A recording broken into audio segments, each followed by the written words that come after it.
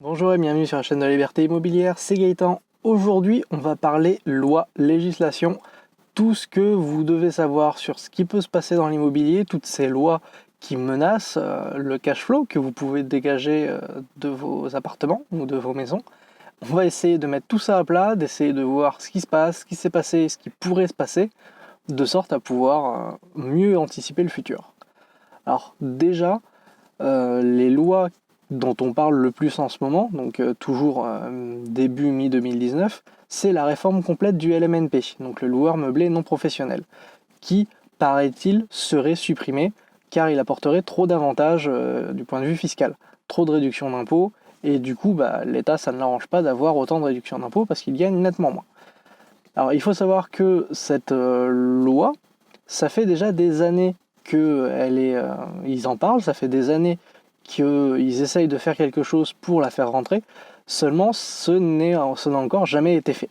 Jamais le LMNP n'a été supprimé, jamais il n'a été revu. Jusque-là, ça va faire plusieurs années qu'il est en place, qu'il est stable, qu'il fonctionne comme ça. Donc on peut imaginer éventuellement que d'ici 5 ou 10 ans, ça pourrait changer. En tout cas, dans un laps de temps court, donc à court, voire même à moyen terme, je doute réellement qu'il change. Après, on est à l'abri de rien, donc toujours quand vous faites des investissements, faites vos calculs, mais sans forcément prendre en compte ce que vous pourrez faire du point de vue fiscal. La fiscalité, en d'autres termes, serait plus un bonus que vous pourrez avoir plutôt que quelque chose qu'il faut vraiment compter dans votre cash flow.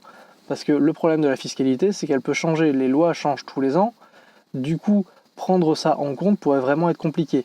Essayez vraiment d'avoir le maximum de cash flow sans prendre en compte tout ce qui est loi. Partez même du principe que vous allez devoir payer de l'argent derrière, de sorte à ne pas avoir de mauvaises surprises derrière.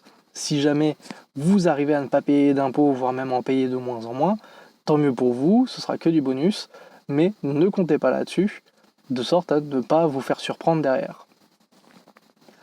On a aussi eu plusieurs lois, notamment la loi Pinel, qui permettrait de faire des réductions d'impôts en achetant des appartements.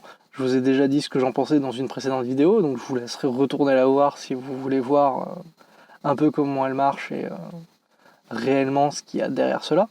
Mais il y a des lois comme ça qui sortent pareil assez régulièrement, tous les 2-3 ans on en a qui arrivent comme ça, qui proposent théoriquement des solutions de réduction d'impôts et qui en pratique ne sont peut-être pas la meilleure des solutions possibles. Après, c'est un choix, ça peut être une solution pour certaines personnes. Ce n'est pas celle qui, moi, m'intéresse parce que ce n'est pas celle qui générera du cash flow. Là-dessus, il ne faut pas se faire d'illusions. Le Pinel ne générera pas de cash flow ou alors vous vous en sortez super bien. Une autre loi qui, personnellement, me fait beaucoup rire, que j'entends revenir presque tous les ans aussi, c'est celle qui concerne la résidence principale. Alors, quand on achète sa résidence principale, c'est comme acheter pour en mettre un bien en location, seulement cette fois-ci, le crédit va être votre loyer. Et donc, votre loyer, ça va être de l'argent que vous aurez en moins de votre salaire pour pouvoir vivre. Comme le loyer, le crédit, on reste dans le même cas.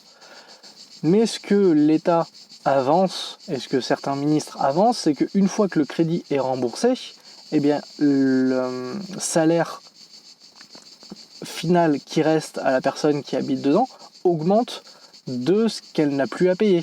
Et du coup, théoriquement, elle devrait payer plus d'impôts puisqu'elle a moins de frais dans sa vie courante. Donc ça, pareil, c'est une loi qui revient très souvent, presque tous les ans ou tous les 2 ans. Et moi, elle me fait beaucoup rire parce que le jour où elle passe, ça voudrait dire que vraiment la France est allée bien bas. Mais bon, on sait jamais. Il faut jamais dire jamais. Mais honnêtement, si ça passe, je connais bon nombre de personnes qui partiront très vite de là. Et de toute façon, pour le moment, je ne serai pas impacté puisque je ne suis pas propriétaire de ma résidence principale. Donc, on verra si un jour ça arrive, on verra ce qui se passera, mais je ne compte, pareil, pas non plus sur cette loi-là. Si elle arrive, eh ben, on verra ce qui se passera. Si elle n'arrive pas, eh ben, je trouverais ça tout à fait logique qu'elle n'arrive pas. Bref, en tout cas, ce qu'il faut retenir, c'est que les lois sont là, elles arrivent, elles changent, elles se rajoutent, elles deviennent plus dures, elles deviennent plus souples. Vous ne devez vraiment pas en avoir peur, vous devez ne pas les oublier, ça c'est important de savoir qu'elles sont là, mais vous ne devez pas forcément les prendre en compte dans vos calculs. Vous devez vraiment faire en sorte que ces lois qui pourraient potentiellement arriver ne vont pas vous impacter forcément tout de suite. Et si ça se trouve, elles ne vous impacteront jamais. Et ce qui est important de faire derrière, si vous voulez vraiment vous protéger, c'est de diversifier vos investissements. Vous pouvez faire de la location courte durée, vous pouvez faire de la location meublée, de la location nue, acheter des maisons, des appartements, des immeubles de rapport. Si vous démultipliez vos sources d'investissement et avec un nombre de bails différents, faire des bails commerciaux même, eh bien, vu que vous avez démultiplié vos sources de revenus, si jamais un jour le LMNP disparaît, devient moins intéressant, eh bien, vos appartements que vous avez mis en LMNP vous rapporteront moins, mais tous les autres ne bougeront pas. Et pareil, si un jour les baux commerciaux deviennent moins intéressants, vous aurez toujours les autres qui seront là pour compenser. D'où l'importance de faire le plus que vous pouvez, de vous diversifier, de façon à pouvoir résister, on va dire, aux impacts du temps et des lois de ce qui pourrait arriver. En tout cas, j'espère que cette vidéo vous a plu. Si c'est le cas, n'hésitez pas à laisser un pouce bleu, un commentaire si vous voulez rajouter quelque chose. Je suis là pour ça. Si vous avez une question, n'hésitez pas, j'y répondrai. Et moi, en attendant, je vous dis à bientôt dans une prochaine vidéo. Allez, à ciao!